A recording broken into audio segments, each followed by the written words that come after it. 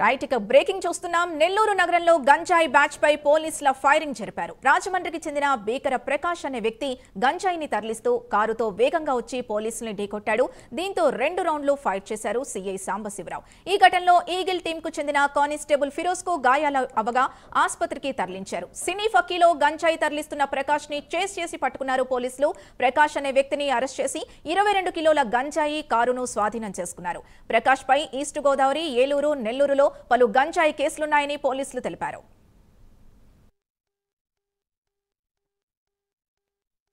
So కార్లో గాంజా అనేది moment ఉందని చెప్పేసి నెల్లూరుకి, సో దాన్ని బేస్ చేసుకొని ఈగల్ టీమ్స్ తర్వాత మన జిల్లా పోలీసులు వాళ్ళ ఇంటర్సెప్షన్ బేస్ చేసుకొని మనం లోకల్ పోలీస్కి ఇన్ఫర్మేషన్ ఇవ్వడం జరిగింది. సో మనకి ఎప్పుడైతే పర్సన్ మనము కార్లో వస్తుందని చెప్పేసి మనకు స్పెసిఫిక్ ఇన్పుట్ వచ్చిన తర్వాత అతన్ని మనము బ్యాక్ సైడ్ ఈగల్ టీమ్స్ తర్వాత ఫ్రంట్ సైడ్ మనకు లోకల్ వాళ్ళు ఆపడం జరిగింది ఆయన వెహికల్ని.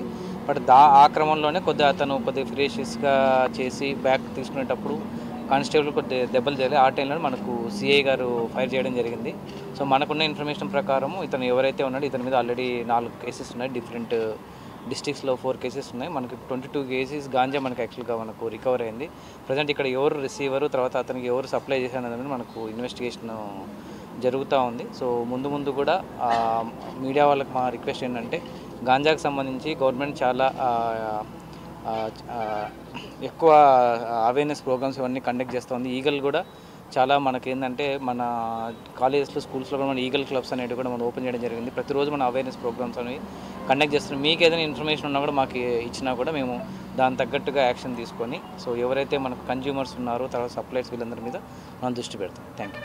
కానీ ఎవరైతే ఎక్యూజ్డ్ ఉన్నారు, నేరస్తులు ఉన్నారు, ఆ నేరస్తుడు చాలా ఫెరోషియస్గా అతను వాహనం వెనక్కి తీయడం, దానిలో ఒక ఈగల్ కానిస్టేబుల్ కూడా గాయపడడం జరిగింది. అదేవిధంగా నెల్లూరు పోలీసుల్లోని వాళ్ళ ఇన్స్పెక్టర్ గారు వాళ్ళ సిబ్బంది అందరూ కూడా చాలా చాకచక్యంగా వారికి వ్యవహరించారు. దానివల్ల ప్రత్యేకంగా అతన్ని చేసి పట్టుకున్నారు. మొత్తం అతను ఇక్కడ ఒక ప్రాంతంలో వెహికల్ కూడా వదిలేశాడు. తర్వాత అతను పట్టుకోవడం జరిగింది. ఈగల్ కానిస్టేబుల్ కూడా ప్రస్తుతం సేఫ్గా ఉన్నారు. ఆయన హాస్పిటల్లోని చికిత్స పొందుతున్నారు. ప్రత్యేకంగా రాష్ట్ర వ్యాప్తంగా ఈగల్ కూడా ప్రత్యేకమైన దాడులు కూడా చేస్తున్నాయి. ఇప్పటి వరకు సుమారుగా 23,000 కేజీల గంజాయిని మేము సీజ్ చేయడం జరిగింది.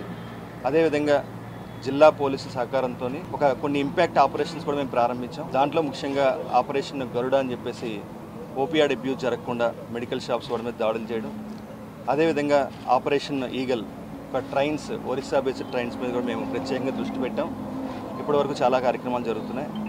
ఇటీవల కాలంలో ఆపరేషన్ సేఫ్ క్యాంపస్ జోన్ విద్యార్థులకి గంజాయి డ్రగ్స్ చేరకుండా ఉండడం కోసం 100 మీటర్ల పరిధిలో విద్యా సంస్థలు ఎక్కడా కూడా గంజాయి దొరకకూడదనే ఉద్దేశంతో ప్రత్యేకంగా ఈ ఆపరేషన్ సేఫ్ క్యాంపస్ జోన్ ప్రారంభించడం జరిగింది. సుమారుగా 25,000 అవుట్లెట్స్ మీద మనం పరిశీలించడం జరిగింది.